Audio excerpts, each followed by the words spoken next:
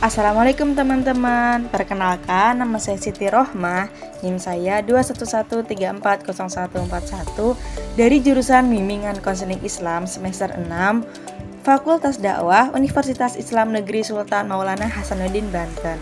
Baiklah, di sini saya akan menjelaskan mengenai seputar konseling traumatik dan tugas ini saya buat untuk memenuhi tugas UAS mata kuliah konseling traumatik dengan dosen pengampu Ibu Nina Fitriani SOS MPD.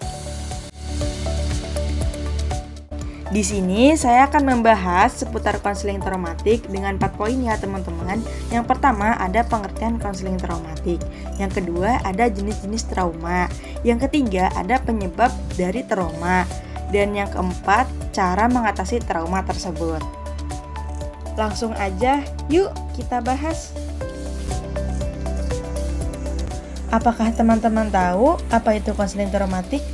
Apa sih konseling traumatik itu? Jadi, konseling traumatik adalah upaya bantuan konseling terhadap klien yang mengalami kondisi trauma.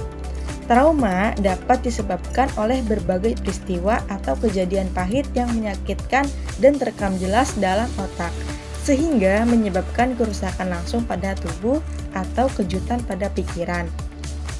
Trauma dapat disembuhkan dengan penanganan oleh profesional dengan memperhatikan jenis trauma, penyebab trauma, dan konsekuensi yang mungkin terjadi dalam pemulihan. Pemulihan konseling trauma ini dengan proses pemberian bantuan yang dilakukan melalui berbagai kegiatan seperti bermain, relaksasi, seni, dan kreativitas untuk mengurangi trauma pada korban kekerasan dan bencana alam. Pembahasan selanjutnya ada jenis-jenis trauma. Jenis-jenis trauma ini ada 3. Yang pertama ada trauma personal.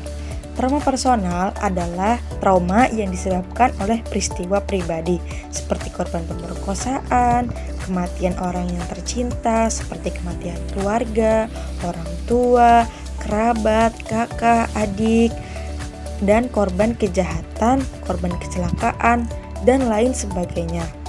Yang kedua ada trauma mayor. Trauma mayor ini adalah trauma yang mengancam kehidupan yang biasanya terjadi karena bencana alam, kebakaran, perang, dan lain sebagainya. Trauma yang ketiga ada trauma impersonal. Trauma impersonal ini adalah trauma yang melibatkan penderitaan lain seperti korban kejahatan, korban bencana alam, dan lain sebagainya. Teman-teman tahu nggak sih penyebab trauma itu apa? Jadi penyebab trauma adalah ketika seorang mengalami trauma karena pengalaman atau peristiwa buruk yang dialami olehnya. Trauma dapat disebabkan oleh berbagai peristiwa seperti kecelakaan, bencana alam, mengalami kekerasan fisik, mengalami kekerasan seksual, mengalami kekerasan mental, atau pelecehan. Trauma juga dapat disebabkan oleh pengalaman yang membahayakan fisik atau emosional, seperti korban kejahatan, korban penculikan, korban bencana alam, korban kecelakaan. Trauma juga dapat disebabkan oleh pengalaman yang membahayakan keamanan diri, seperti korban pemerkosaan, korban pelecehan, atau korban intimidasi. Nah, kan teman-teman udah tahu penyebab dari trauma itu apa. Terus, gimana sih cara mengatasi trauma?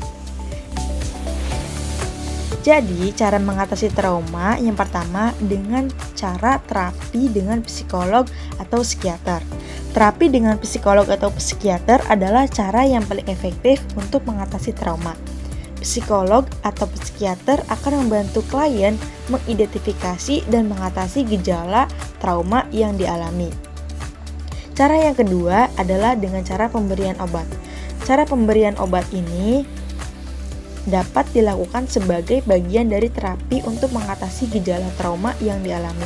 Artinya pemberian obat ini jika dibutuhkan ya teman-teman. Yang ketiga ada konseling keluarga. Dengan melakukan konseling keluarga dapat membantu klien mengatasi trauma yang dialami dengan bantuan orang-orang terdekat. Karena keluarga adalah faktor penting juga nih untuk penyembuhan dari trauma. Yang keempat ada konseling kelompok. Dengan melakukan konseling kelompok, korban akan lebih merasa memiliki teman dan dapat membantu klien juga mengatasi trauma yang dialami dengan bantuan orang-orang lain yang mengalami trauma yang sama. Yang kelima ada penggunaan teknik relaksasi. Teknik relaksasi ini dilakukan seperti meditasi, yoga, olahraga yang dapat membantu klien mengatasi gejala trauma yang dialaminya. Dengan cara tersebut, tentunya klien memerlukan peran dukungan sosial. Peran dukungan sosial ini memiliki support system yang kuat dan memberikan dorongan, harapan, dan rasa pemberdayaan, bahkan dapat membantu mencegah atau mengurangi efek dari rasa trauma. Jadi, hal-hal ini dapat membantu klien untuk mengurangi bahkan menghilangkan rasa trauma. Oke, mungkin itu saja yang bisa saya sampaikan. Semoga konseling traumatik yang saya sampaikan ini bisa bermanfaat ya buat teman-teman semua. Dan jangan lupa untuk mencari tahu lebih mendalam agar pengetahuan kita tetap bertambah.